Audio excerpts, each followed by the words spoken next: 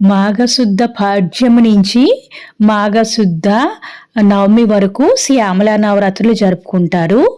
ఈ నెల 30వ తారీఖు నుంచి మాఘశుద్ధ పాడ్యమి, ఆ రోజు నుంచి శ్యామల నవరాత్రులు మొదలవుతాయండి. శ్యామల సరస్వతి రూపము, జ్ఞాన స్వరూపము. ఈమెను మంత్రిని అంటారు. అమ్మవారికి శ్యామలాదేవి మంత్రి, వారాహి మాత సేనాధిపతి. శ్యామల ఉపాసన అనేది దశ మహావిద్యల్లోని ఒక విద్య. ఈ తల్లిని మాతంగి, రాజమాతంగి, రాజశ్యామల అని కూడా పిలుస్తారు.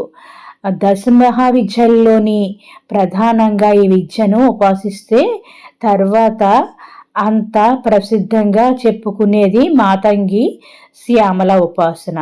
ఈ ఉపాసన వామాచారము, దక్షిణాచారము అనే 2 పద్ధతుల్లో ఆరాధిస్తారు. ముఖ్యంగా ఉత్తర భారతదేశంలోని దశ మహావిద్య సాధన మహాప్రసిద్ధి. ఈ 10 విద్యల్లోని ఏది ఉపాసించినా మిగతా 9 విద్యలు అందులో కలిసి ఉంటాయి. కనుక దశ మహావిద్యల్లో ఒక విద్య సాధన చేస్తే మిగిలిన అన్నిటిలోని ఉపాసన విధి తెలిసిపోతుంది, త్వరగా సిద్ధిస్తుంది. అయితే ఈ దశ మహావిద్యల్లో శ్రీ విద్య ప్రధానంగా శంకర్లు వారు వ్యాప్తిలోకి తెచ్చారు. దానికి కారణము శ్రీ విద్యలోని బ్రహ్మజ్ఞాన తత్వం గురించి ఉంటుంది. ముఖ్యంగా తాంత్రిక ఉపాసకులు ఈ శ్యామల నవరాత్రిని విశేషంగా జరుపుకుంటారు. విశుక్రుడు అనే రాక్షసుని సంహరించి దేవతల్లో వారాహి, శ్యామల రూపాలు ప్రధానమైనవి. శ్యామలామాత, వారాహిమాత గొప్పతనము శ్రీ లలితా సహస్రనామంలో చాలా వివరంగా చెప్పబడి ఉంది. ఇంకా అనేక సందర్భాలలో శ్యామలాదేవి గురించి సహస్రనామంలో ప్రస్తావించబడింది. అమ్మవారి కుడివైపు శ్యామలాదేవి, ఎడమవైపు వారాహిదేవి ఉంటారు. లలిత అమ్మవారు ఆమె అనామిక ఉంగరమును రాజముద్రగా శ్యామలాదేవికి అలంకరించి ఆమెను ప్రతినిధిగా రాజ్యభారమంతా అప్పగించారు. అందుకని ఆమె రాజశ్యామల అయ్యారు. శ్యామలాదేవిని ఉపాసించిన వారికి విద్యలో రాణిస్తారు. అంతేకాకుండా కోల్పోయిన పదవులు, కొత్త పదవులు, ఉద్యోగాలు పొందుతారు. త్వరగా మంత్రసిద్ధి పొందడానికి, ఏదైనా చెడు ప్రయోగాల నుండి రక్షించుకోవడానికి ఈ తల్లి ఉపాసన ప్రసిద్ధిగా చేస్తారు. ప్రధానంగా ప్రసంగం మరియు నాడ కంపించే ప్రతిధ్వనిని మాతంగి మన చెవులను మరియు వినే సామర్థ్యాన్ని కూడా నియంత్రిస్తాయి. మాతంగి రుద్రవీణ మ్రోగిస్తూ ప్రదర్శించబడుతుంది.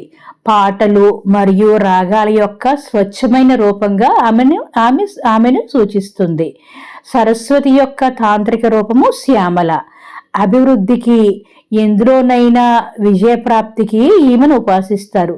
సంగీతంలో ఈమెను ఆరాధిస్తే త్వరగా అనుగ్రహము కలుగుతుంది. గురుముఖంగా దీక్షను తీసుకుని అమ్మవారిని ప్రార్థిస్తే త్వరగా అమ్మవారి కటాక్షం కలుగుతుంది అన్నమాట. ఈ శ్యామలా దండకం చాలా ప్రసిద్ధమైంది. ఇందులో మంత్ర, యంత్ర, తంత్ర సంకేతాలు, శ్యామలా విద్య రహస్యాలు ఈ దండకంలో కనిపిస్తుంది. పిల్లలకు ఖచ్చితంగా నేర్పించవలసిన దండకం ఈ శ్యామలా దండకం. ఈ నవరాత్రి 9 రోజులు మనం వీలున్నంత విధిగా పూజించి శ్యామలామాతని, శ్యామలా దండకము మనము చదువుతూ పిల్లలతో చదివిస్తే, కనీసం పిల్లలకి వినిపించిన పిల్లలకి శ్యామలామాత అనుగ్రహం వల్ల చక్కటి విద్య లభిస్తుంది. రాజశ్యామల మాతకు ఆకుపచ్చ రంగు అంటే చాలా ఇష్టము.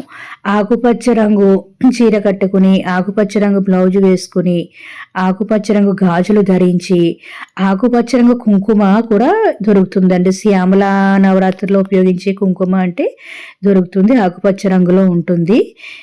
ఈ కుంకుమను ధరించి అమ్మవారికి ఆకుపచ్చ రంగు చీర, రవిగల గుడ్డ, ఈ కుంకుమ, గాజులు, పెట్టి అమ్మవారిని పూజించాలన్నమాట. ఆ అమ్మవారికి ఇష్టమైన రంగు ఆకుపచ్చ రంగు అన్నమాట.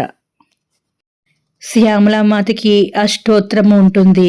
ఈ శ్యామల దండకము ఎన్నిసార్లు చదివితే అంత మంచిది. ఈ 9 రోజులు మనకు వీలున్నంత విధంగా నవరాత్రుల్లో అమ్మవారిని పూజించి శ్యామల దండకం చదివి మనందరము అమ్మవారి కృప పొందాలని కోరుకుంటూ థ్యాంక్ యూ ఫర్ వాచింగ్.